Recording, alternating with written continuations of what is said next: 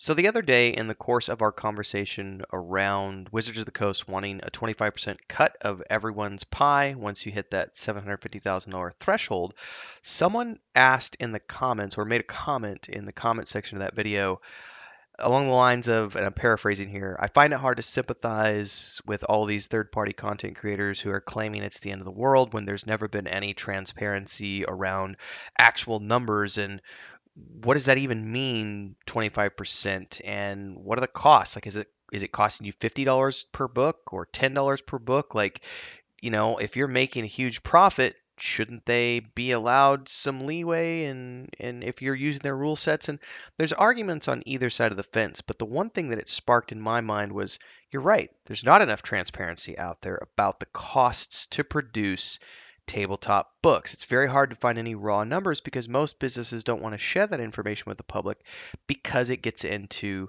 then discussing how much we're actually making. Are we making anything? What's our profit margins?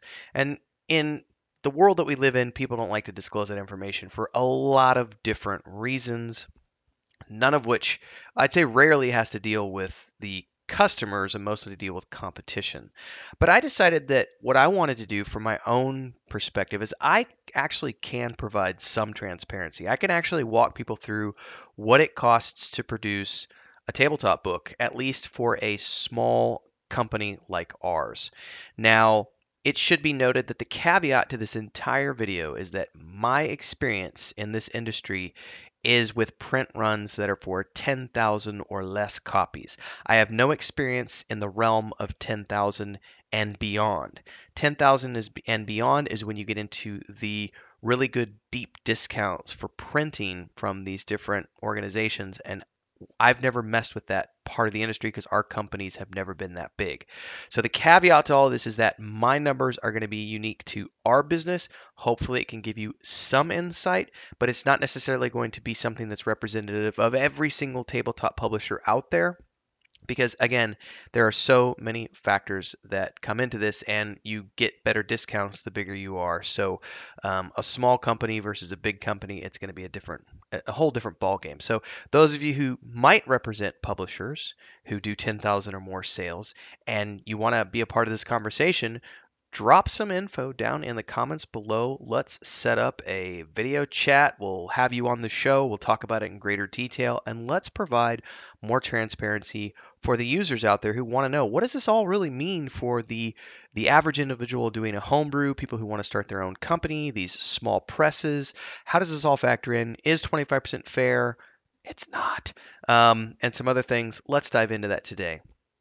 Before we get going, of course, this is the part of the video where I have to say, again, our own unique business is different than everyone else's. My numbers are my numbers. They aren't necessarily representative of everyone's else's numbers. Anything I say in this video is unique to us. There might be some legal stuff I talk about in this video. I am not a lawyer. I'm not a legal expert. If you want legal advice, you should definitely seek out a qualified professional in your area. Now that we've gotten all through that, let's do the commercial stuff. If you like this video, like, subscribe, hit that bell icon, join as a member, drop a super thanks. We'll talk about more stuff at the end because we do have our own tabletop world point and click adventure game and book series.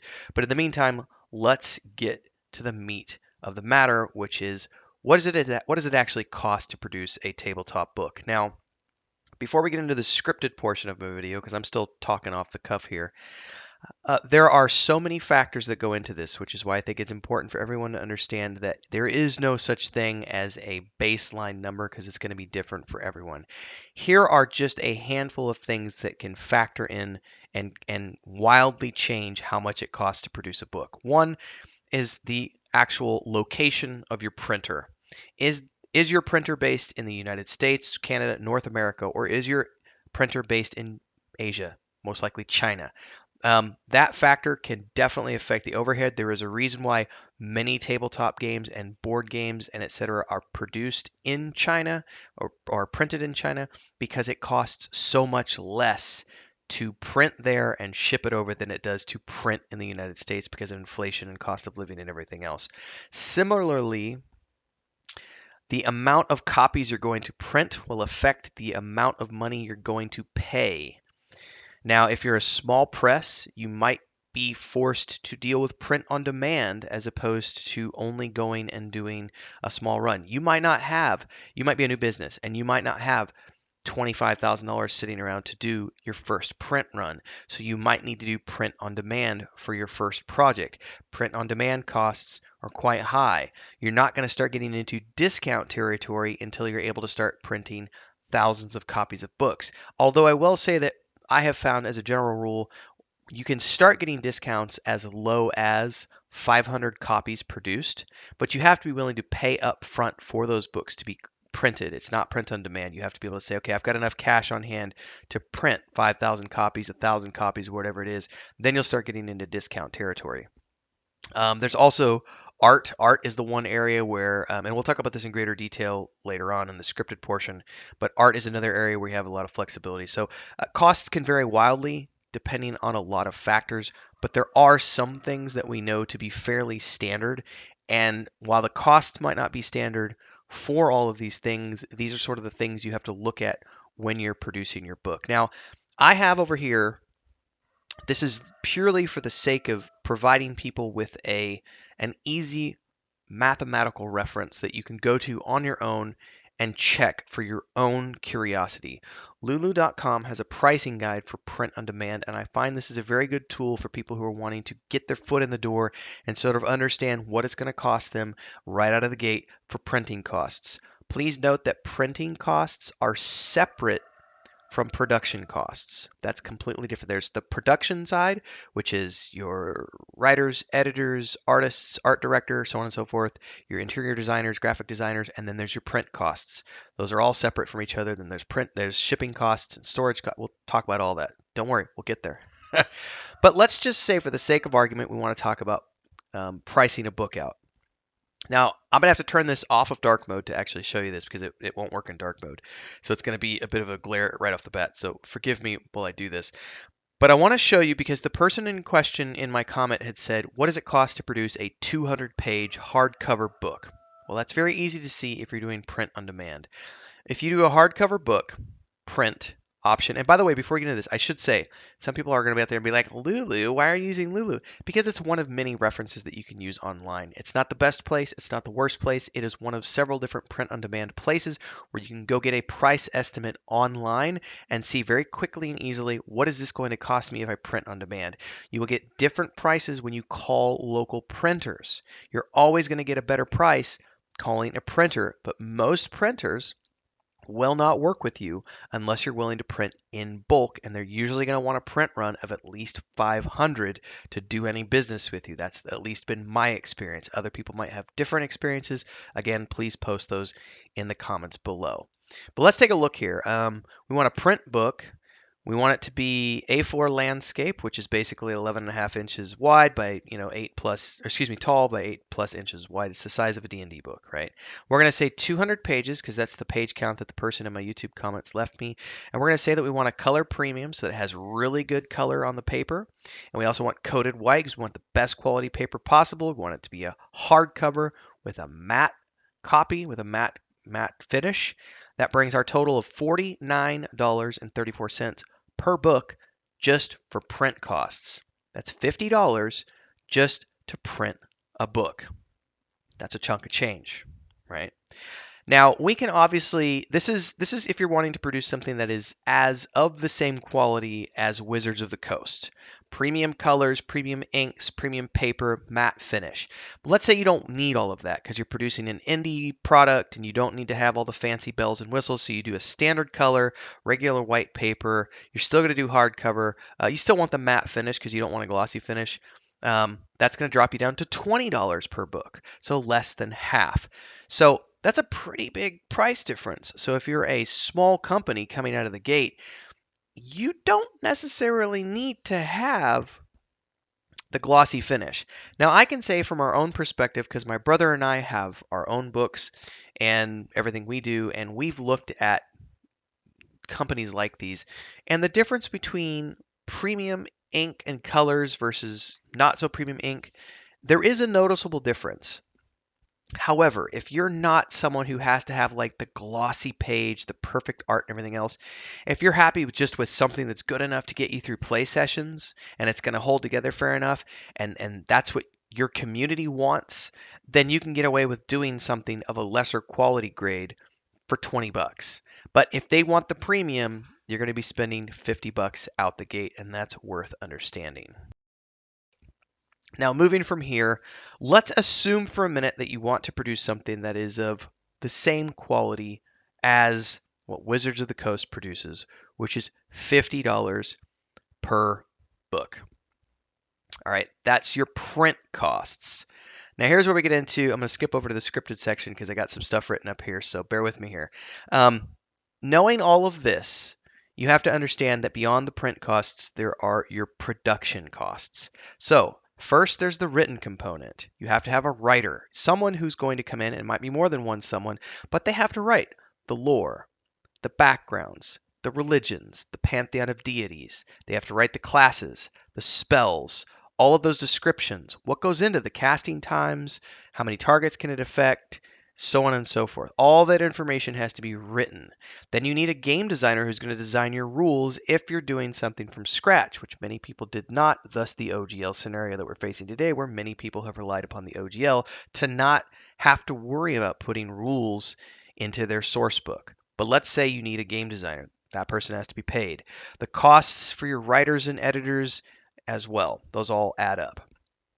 Then there's the cost of the art director, who is the person who is going to oversee the consistency of all of your artwork to make sure that all of the art styles match up with the various contractors you're working with, assuming you're working with more than one contractor, and get it all together and put it in together in a package for insertion into the book. Now, art costs are the one area where I would say you do have some flexibility because, again, much like the printing costs can be reduced by printing in, say, China, you're going to get a much better rate working with artists from Eastern Europe, Southeast Asia, Latin America compared to North America, where the costs for artists are at a premium because of the cost of living.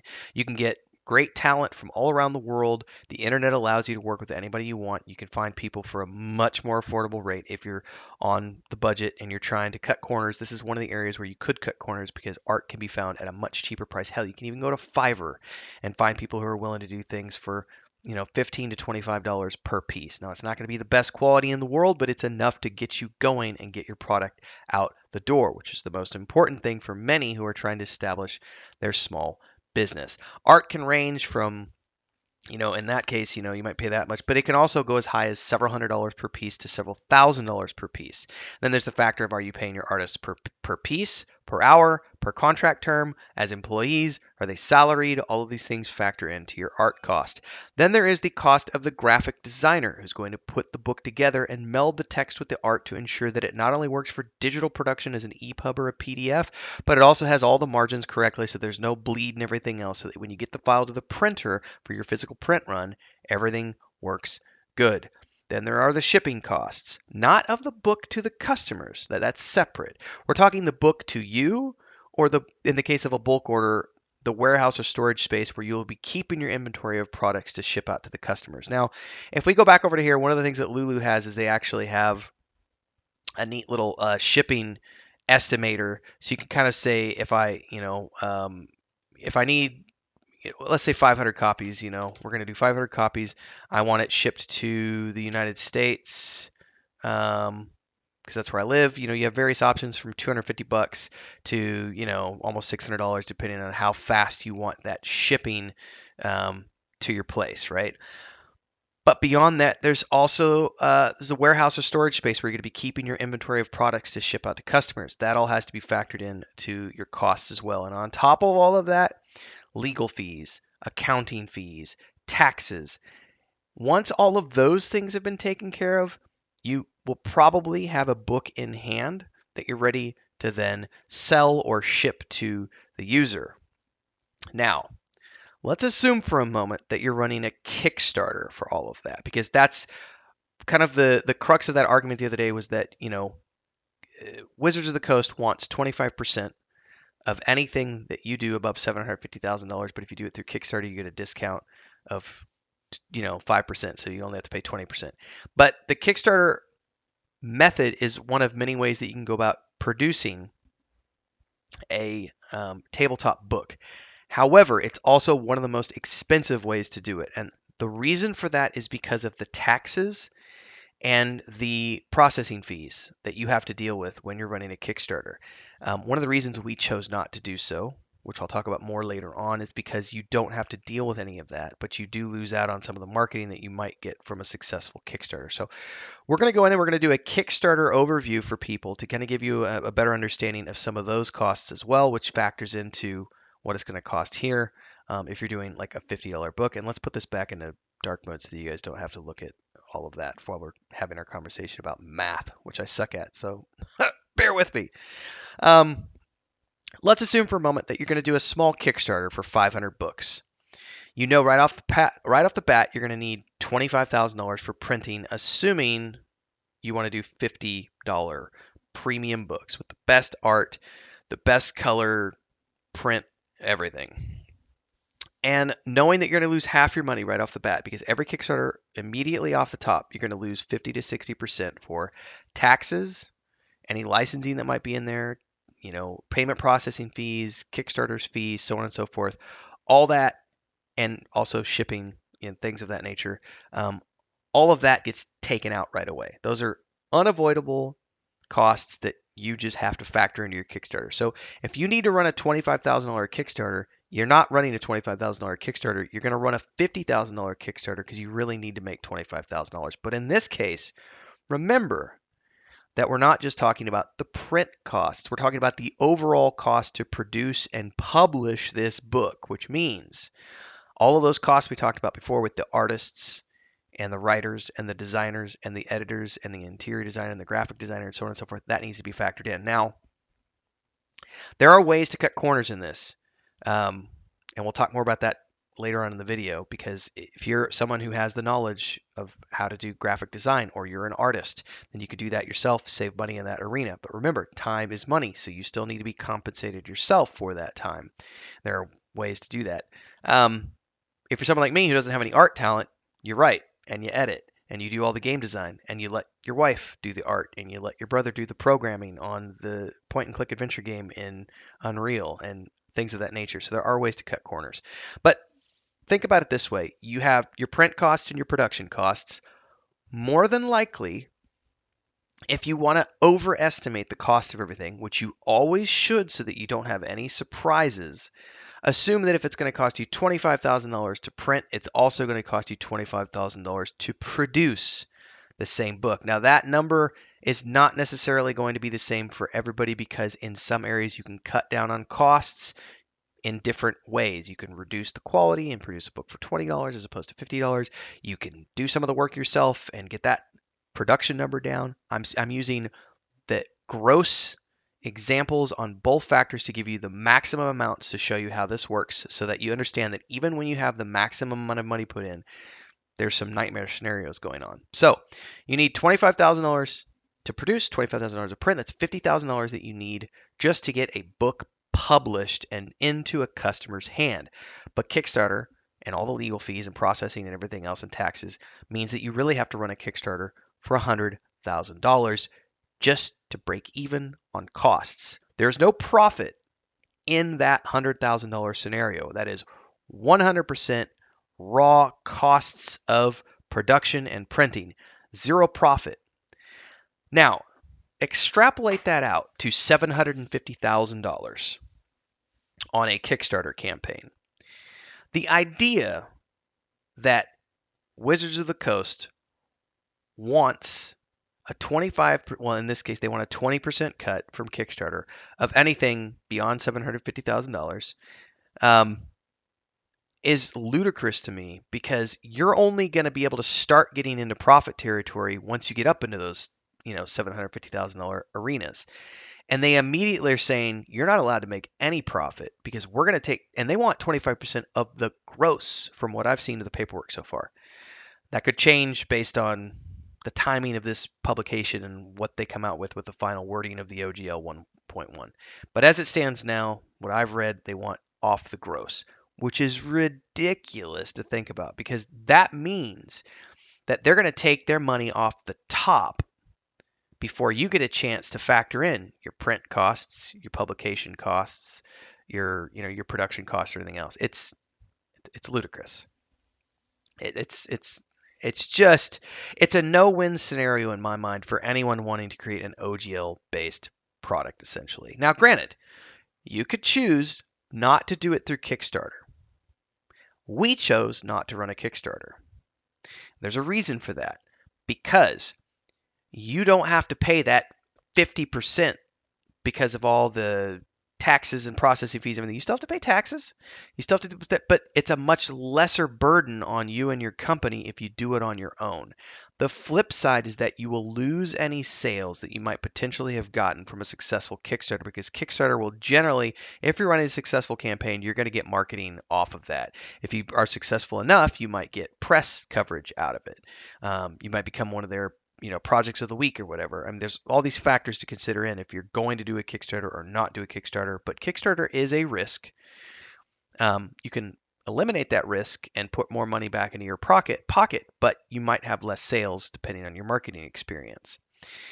So there's all that to consider with. That's a trade-off that you and your business partners have to be willing to deal with. But wait, there's more, because now that you've actually got your product, whether you've done it on your own or through Kickstarter, you now have to get that product into your customers' hands. Okay. So now, if you were smart when you were running your Kickstarter campaign, you told your backers that shipping was additional, which is what everyone's doing this now. And you gave them a link to like BackerKit or somewhere where they could estimate the shipping costs and they know in advance that they're going to have to pay for that shipping out of pocket. But maybe you decide to cover the shipping on your own. I can say that one of our previous projects that we worked on, we had a collector's edition that we were selling, which included a cloth map and a physical book. And we had those priced well enough that we were able to bury the shipping costs into the cost of the collector's edition on that product. And thankfully we did, because the cost to ship that collector's edition to Australia from the United States was $32, which was a ridiculous amount. And thankfully we didn't have too many sales in Australia, but it was quite a big difference. It was like, spending $7 to $10 to ship across the United States and then $32 to ship to Australia. And, in the mid-teens to high teens to ship to different parts of Europe and so on and so forth. So shipping costs are going to vary dramatically. And if you didn't include those somewhere, you're going to be online for shipping as well. And that's an additional cost. You can expect to spend tens of dollars minimum per book to ship, to upwards of $20 to $30, depending on where in the world you're going to be shipping your product to.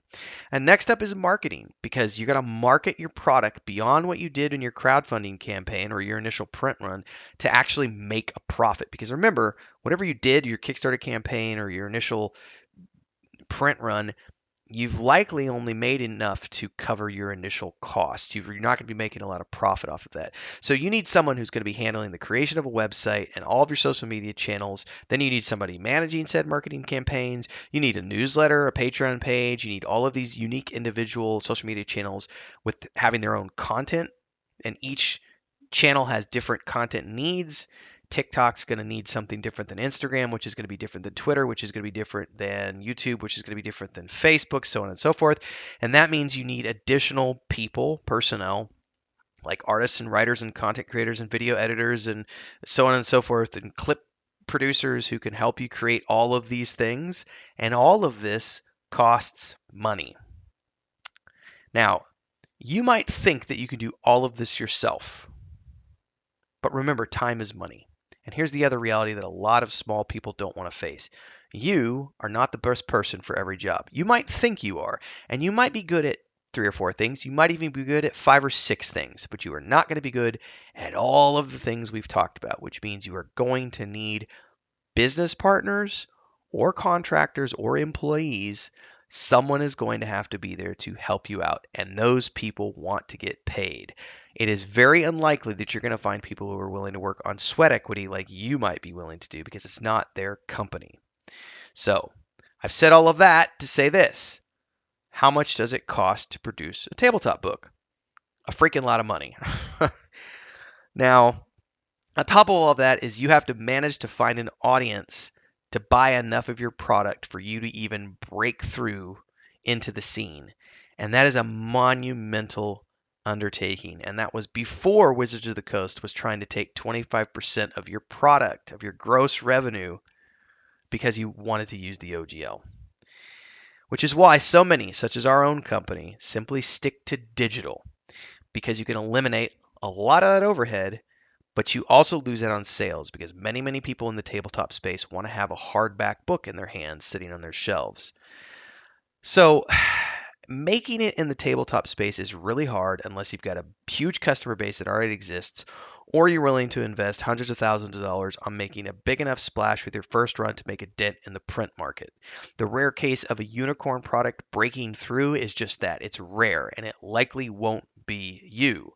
That's just the harsh reality you have to face. You're not something special. You're one of 5,000 different people at any given time who are trying to create a third party tabletop product to be produced in the market.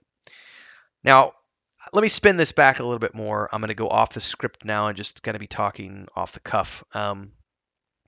When my brother and I, with my wife, we have our own little company based around the World of the Weave and the Void, which is that world map behind you. Our company is called Wandering Hermits. You can find our Patreon page. Links are down below. Our Sourcebook went on sale May of last year, along with the prequel module, which is level 1 to 4. We live streamed the first part of the season 1 campaign over the latter half of 2022. We're currently in the middle of producing that as the first official module beyond the prequel module. There's also a point and click adventure game, which is coming out this year, and there's a book series, which has been produced through Patreon in a serialized format, a couple chapters a month. We're winding up first book right now. It should be finished by March of this year with 35 chapters. That's how we've done our project. It's all digital. And we've done it all through a website where we have direct sales and a Patreon page where we have different tiers of membership that allow people to generally support, get a copy of the point and click game, get a copy of our source book. They could also get the map packs because I build all the maps in Incarnate and do all this other stuff. They get art prints from Chris, my wife. I'm saying all of that to give you guys some more insight into this. My brother and I had a serious discussion about Kickstarter at the latter, I guess it was summer of last year. We actually said we were going to do it. We even told people on Patreon that we were thinking about doing a Kickstarter. And then we were having just issues with bank stuff and doing all these things. And then we got down to it and we started really crunching the numbers. And it was like, man, I don't think there's any money in this for us if we do this. And we were trying to do a very small run. We were thinking like, what if we did 1,000 copies, right? Like, what if we did 1,000 copies and we didn't do a high-end premium print run? We polled our community. People said they didn't care if we did the premium art. They just wanted to have our product in their hands so they could stick it on a bookshelf. And a matte cover looks the same whether it's the interior is the premium or not. So we were like, okay, let's say we can print this for $20. What are the actual production costs? And we looked at what we had spent out of pocket for contractors and everything else. And we said, not even factoring ourselves into the equation, which means we're not even considering profit. We're considering what does it cost us to produce and print a hardback version of our books without even factoring in our own salaries. And we came to a $30 per book figure is what we would need to sell our books for in order to be profitable. So I'm going to pull up a calculator real quick because I can't do math without a calculator. So we wanted to do 1,000 books and it was going to cost us $30. So we needed to do a $30,000 Kickstarter just to break even. That's what we needed to take away from Kickstarter. So the reality is we actually needed to do a $60,000 campaign in order to take away $30,000. Zero profit in that figure. Zero profit. Now in the back of my mind, and in the back of both of our minds, we were sitting there going, obviously we need to make 60, but if we shoot for 100,000, can we walk away with profit? And we did the math on a $100,000 Kickstarter and factored in our contractors for art, because again, I do all the writing, he helps with the writing and the story and editing and so on and so forth. And Chris does a lot of the artwork on her own, but we have contracted stuff out. Um, $100,000 Kickstarter, and we were only going to walk away with $5,000 profit to be split between the three of us. Okay. That is a hard pill to swallow when you consider that you're running a campaign that's going to take up, you know, a full month of your time just to run the campaign. Stretch goals are going to eat up more of your time because you're going to have to produce those stretch goals above and beyond what you've already produced to date. And looking at the fact that we've already put 2 years of our time into this, running a Kickstarter to only make $5,000, it just didn't. There's no reason to do it if that's how little the profit margins are, which is why at the end of the day, we just decided to keep it digital and only do things off of our Patreon and just continue to grow the way we've been doing, very grassroots, and see where it goes. At the moment, this is our second game studio, and this is a different project. The previous project we worked on was an MMORPG based on one of my other tabletop worlds, and that was a bigger project where I was the CEO and the creative director, and I was managing a team of over 20 people. My brother was a business partner on that venture as well. He was one of the developers and a founding member with me. This is a lot different because it's just the three of us, and we have some contractors that we work with on occasion, and we're doing everything on our own. So, you know, looking at those numbers, we would have to start talking about selling, if we're only going to make, a thousand, excuse me, a $5,000 profit off of, say, 1,200 books on stretch goals and everything else, then we're talking about how we need to be making 5,000 sales. We need to be producing 5,000 books for us to be talking about getting into an area where we're actually making enough money for this to be worth our time in terms of having this be our full-time jobs. Being able to do this for a living and make a healthy, and when we say healthy, we're talking 50 grand a year. We want to make $40,000-$50,000 a year. So you need to make, $4,000 a month of profit. Well, there's three people, so you need to be making $12,000 a month in profit. That's just not going to happen unless you're selling tens of thousands of copies, and that doesn't happen unless you're an established organization like Paizo or Cobalt Press or so on and so forth. I think Green Road, maybe, I don't know, the big publishers who are not small businesses like ours.